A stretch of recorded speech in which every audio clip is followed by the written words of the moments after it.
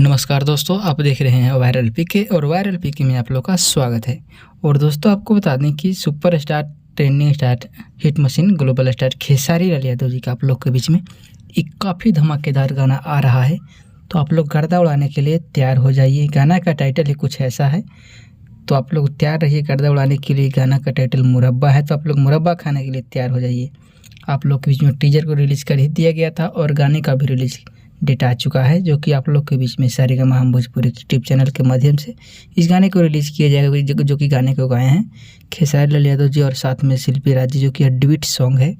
और आप लोग के बीच में सारेगामा हम भोजपुरी यूट्यूब चैनल पर कल ही सुबह में रिलीज़ किया जा रहा है फुल वीडियो सॉन्ग के साथ में 24 मई को। तो आप लोग ज़रूर सुनिएगा और ढेर सारा प्यार दीजिएगा। और जितने लोग चैनल पर न्यू है, चैनल को सब्सक्राइब करके बेल आइकन को ऑल कर लीजिएगा, ताकि आप लोग को भोजपुरी से जुड़ी हर खबर सबसे पहले देखने को मिले। तो चलिए मिलते हैं किसी अगले वीडियो के साथ में, तब तक के लिए जय हिंद।